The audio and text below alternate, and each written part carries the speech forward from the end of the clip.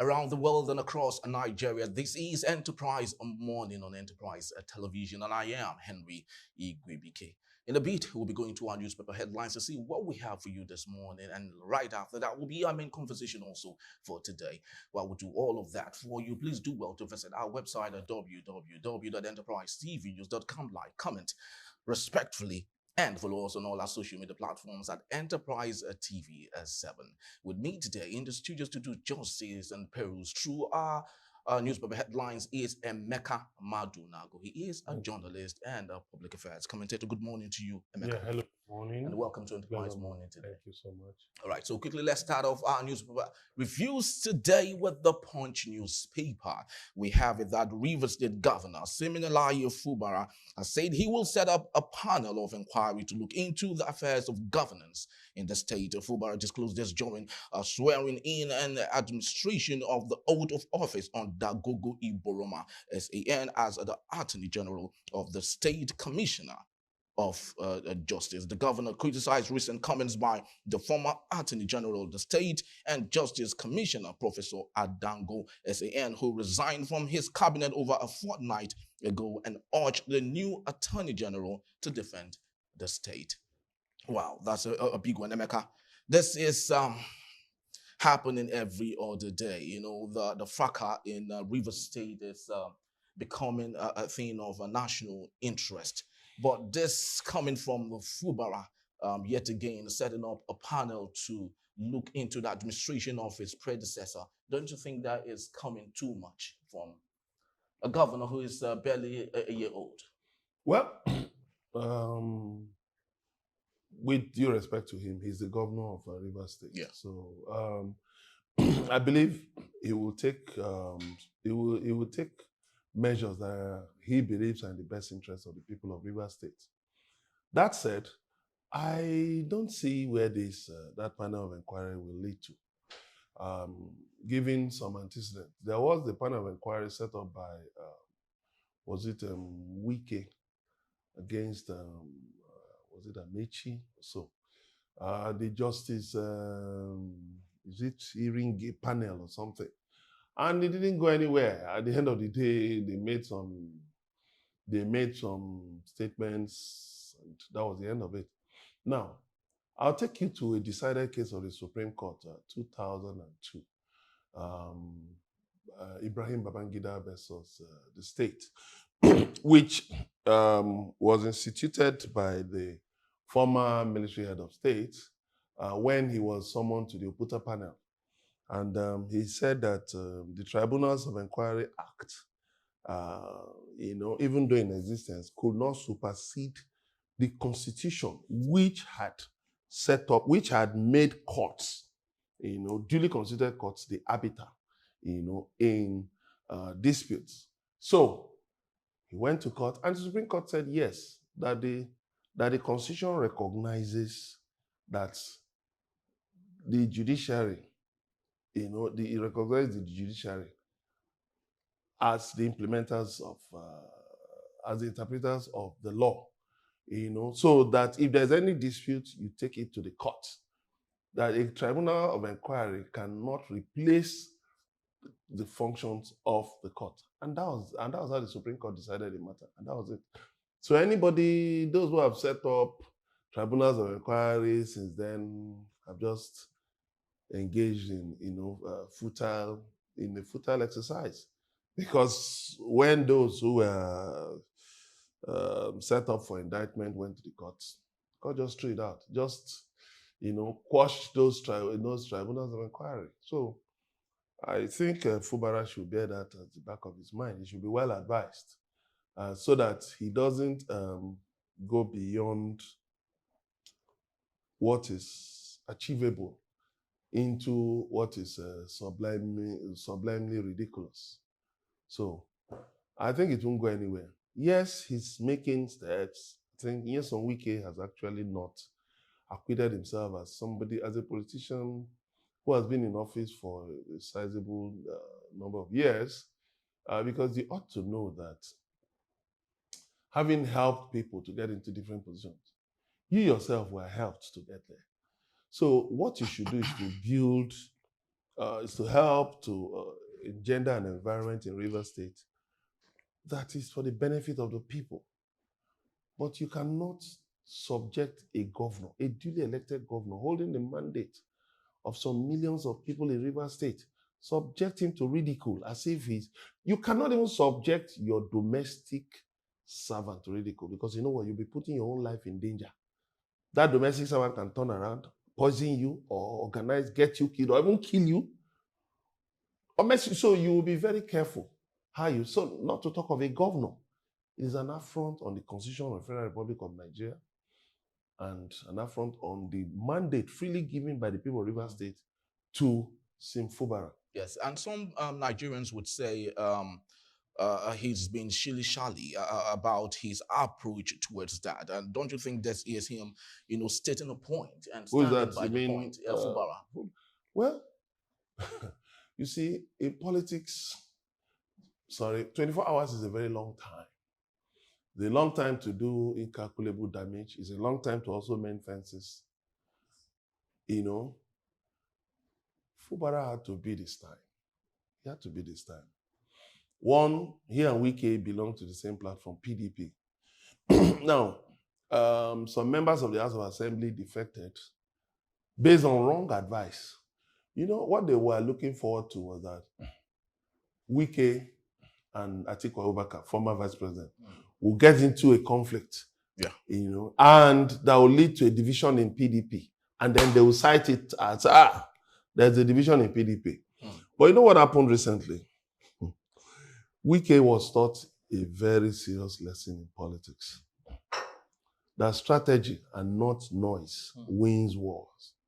When they got to the meeting, Wike was expecting that Atiku's people would say that Umar Damagun, the acting chairman, will go. He must go. He must go. That they will fight for Fubara, that Wike. No way. They kept quiet. Wike came, showed his usual impetuosity. Oh, this, that, this. That. They just kept quiet. Oh, this must be this. No problem. They kept quiet. At the end of the day, the conflict, the division that Wike was hoping would arise didn't arise. So, that strengthened Fubara because the other side was now with Fubara. That strengthened Fubara's hand. I made him go back and say, okay, good and fine. That was why he made that pronouncement that he has ceased to recognize the members of the House of Assembly because they had lost their seats by virtue of their defection. Exactly. Okay, following on with the wrong advice, they jumped up. No way, this, and this. You see, showing their hands. In politics, you move more in silence than talking. The problem on some point, talk, and your enemy is constantly shooting down all your defenses and making you look very funny. Now, what happened? A high court in Rivers State issued, just handed Fubara the machine gun to decimate these people. And then, of course, said they ceased to recognize. They gave an interim junction. So what has happened? The crescendo has been building up now. Senior lawyers like Femi Falana have come and said, yes, you have lost your seats. You have ceased to be members of the House of Assembly. Now, the Constitution says that the House of Assembly must be presided over by a speaker. Do you understand? Presided over by a speaker. So with the court pronouncement, Oko Jumbo took over as the speaker. Why? 5 members remaining, right? Out of the House of Assembly. 627 are thrown away their mandate. 5 members remaining. Go and check what a quorum. A quorum must be formed before a speaker is elected. They formed a quorum now. What is the quorum of 5? Is 1. They formed a quorum, and what happened? There's a speaker. And what has happened? Yesterday, the House approved a new Attorney General of the state. And Fubara is moving on seamlessly. Wow, that's good. Well, let's move on to other interest making the national daily, and this is coming from the New Telegraph. Interestingly, we have a good one here. The big story, of course, is Fubara vows to probe Wike's administration, move to set up a panel of inquiry. But interestingly, we have another story here. Obi seeks nation's peace or progress, visits Atiku, Saraki, and Lamido. Nigeria records 200 and $82.6 million total direct remittance in Q1 of 2024. Federal government pushing more Nigerians into poverty, crippling businesses, and that's coming from the NLC and the TUC. Emeka, let's talk about Obi. What's happening here? He is making a visit to Atiku, Saraki, and Lamido. That speaks volume, don't you think? Yeah, Peter Obi is is a politician who I think is the most visible politician in the opposition today, because he has used his simplicity to continue to disarm his detractors. Even his detractors admire him. No matter how they may pretend to be bitter, insult, but they admire him. They just can't believe that the man keeps moving ahead of them. Now he has made some smart moves. People are saying that it's like he's thinking of leaving the Labour Party and returning to the PDP. You know, those are speculations. Or, you know, Patotomi talked about building a mega party, that there's a plan for a mega party. So all these are just, you know, these are permutations here and there. You can see that right now, President Bola Tinubu is not having his best season. Even his supporters went on X and set up a hashtag, Tinubu must go. That tells you that, look, there was something Amechi said some years ago. Rotimi Amechi, former Minister of Transportation, former Governor of Rivers State. He told the party, PDP then, he said, look, if the stomachs of the people, you are talking of tarring roads, let's tar road, let's tar road, let's tar road, let's tar highway. If the stomachs of the people are not tarred, you know those your roads, they will end up playing football on those your roads. Now listen, the people are hungry. Deal with the hunger first. So right now the people are hungry. The people are angry with Tinubu because he just went ahead to implement policies without due consultation. And now he brought in, he removed fuel subsidy, he has reinstated it. He floated the Naira, he has dropped it. Everything he has done, he went back. Cyber security levy, he has gone back. Everything Tinubu has done since May 29, 2023, Tinubu has gone back on all of them. But the if effect, of course, is not. In the process of going back on all of them, he has strengthened the opposition. So everything, so people, even his supporters want to know what Peter Obi is saying. It got so ridiculous to a point where they were saying, that, you know, are you telling me that Peter Obi wouldn't have removed subsidy? Are you telling me? So they were now gauging Tinubu by Peter Obi's standards. But do you think if, just like you did say, if there happened to be a political centrifugal force, do you think Obi might be the person that you might pick to represent that mega party? In politics, anything is possible. Anything is possible. Let me tell you something. People often make the mistake to think that politics is a game of morality. No. No. You could be surprised that by 2027, even some of Tinubu's ardent supporters will shift allegiance. Yes, it happens. Politicians only go to where their bread is buttered. That's the basic thing. If you think any politician is fighting for you, sorry. Yes, that is the truth. But interestingly, we have an image of the INEC chairman, Professor Mahmoud Yakubu, and his people having what they call the quarterly meeting or briefing. Do you think all of this will happen with this man still on the throne? You mean with Yakubu? Yes. Who is Yakubu? He's just a mere, he's a mere umpire.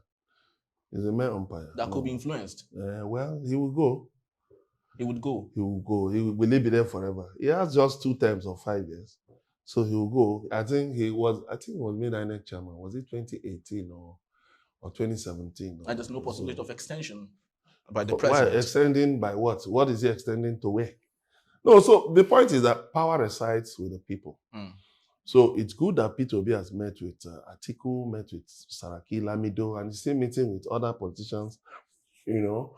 Of course, I know he's going to still meet with some others, including El Rufai, who antagonize him so much. I know they've been having, you know, backdoor discussions, you know, with different people, you know, so anything is possible. But for me, in all, let Nigeria win. Very true. That's for me. Let Nigeria win. Now, let's move on to our next daily, and it's coming from the Vanguard newspaper. The big story here says a tariff hike. Labour protest disconnects NAC, TCN, Disco's offices. And on the top strip of the same newspaper, we have a Tinubu directs mandatory procurement of CNG powered vehicles by MDAs, and Fubara to probe governance in the last 8 years. Banks cut borrowing from CBN by 44% to 12.2 trillion naira. On the downstream of the same newspaper, we have CBN will retain high interest rates to tame inflation. Emeka, you're a very big critic of Cardoso. No. So do you think this is a smart move from for me, the CBN guy? Why am I a critic of Cardoso? It's not, I don't have anything personal against him. What I want is that, you see, the CBN is a hallowed institution. Therefore, for you to appoint anybody as CBN governor, appoint somebody from within the system. A central banker is different from a retail banker. It's different from a mortgage banker. Groom people from within the system. Unfortunately, some previous administrations bastardized the CBN. Even the Tinubu administration is thinking of whittling down the powers of the CBN. But the IMF has warned Tinubu, don't make that mistake. Don't make that mistake. Let the CBN remain a hallowed institution. Let's know that we just have issues with the attitude of successive governors of the CBN. But don't destroy the CBN as an institution. So you mean the IMF so for me, us into this in the first place? No. See, the point is this. Emefiele is undergoing trial. Yes, I don't want to go into the merits of the cases, but one mistake Emefiele made was that he turned the CBN to an omnibus institution. CBN was giving loans, doing retail banking. CBN was giving loans to farmers, agric banking. CBN was doing the job of NESAL, microfinance banking. CBN was, oh, come on. At the end of the day, we didn't know whether CBN was, more interested in it was a commercial bank or mortgage bank or agric bank. Or we didn't even know what CBN was, or even a policeman, because at the point they said they were running after debtors. And for these are not, they were also running after, so they were also doing the job of the EFCC. The job of the CBN is to deal with fiscal and monetary policies. That's all. All right. But when you now go beyond that and start encroaching on, in areas that are statutorily for other institutions, then there will be a conflict. So for me, Cardoso retaining interest rates, it's a wrong move because there's no liquidity in the system. You can only do that when you make the people more productive. But okay, you've removed fuel subsidy. Look at what has happened. You floated Naira. Look at what has happened. You have removed the electricity subsidy. You now categorize Nigerians in their own country, other discriminatory bans. And you've done so many things that have spiraled inflation to 32%. Food inflation now is heading towards 40%, and we're heading towards a catastrophe.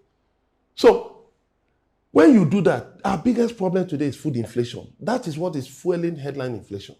And if we don't do something, whatever it is, whether we have to open the borders, whether government, if we don't do something to bring down food inflation to 28-25%, there will be an implosion. No? Yes. There will be an implosion. All these things these people are doing, they are just playing for time. The day it will explode, it will be like a joke to them. You see, you've already seen it. People attacking trucks and all of those things. Those are signs that, look, there is a fundamental problem. And what is it?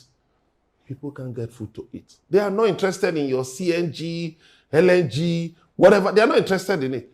What they're interested in is that they can get food to eat and take care of their families. That's what they're interested in. Very good. Lastly, let's move on to the Daily Trust newspaper. The big story here says a terrorist killed 5 soldiers in many villages in Katsina. But on the bottom strip of the same newspaper, we have tariff hike. Labour insists on reversal. Pickets knock discourse offices. Emeka, quickly, let's talk about the Labour Party. Should we Labour Party or Nigerian Labour Congress? Nigeria Labour Congress, the NLC. Yeah, of course, they are right to have done the picket because these discourse have really gone overboard, treating customers anyhow, and it's very, very wrong. So, since they did the picketing, I support the picketing, and I support them to put pressure on the government to reverse these tariff hikes. Let me tell you, you see, what is the benefit of being a citizen of any country? It's the fact that you are confident that your country will take care of you, your country will protect you, your country will be there for you. That is why you are a citizen. But these people make it look as if it's even a crime, it's an evil. It's a wrong thing to be a citizen of Nigeria. And that is where the problem is. There are things that people must enjoy as of right. It's non-negotiable. I don't care whatever you think. I don't care you go to whatever economic school. That is your business. The fact of the matter is this.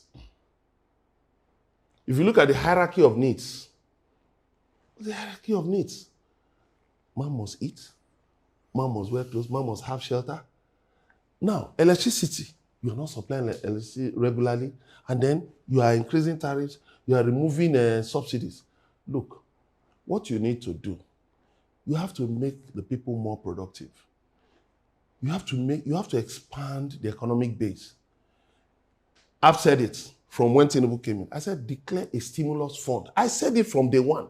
Declare a stimulus fund. Help industries to stay afloat. Let them not sack staff. And then more industries should come in.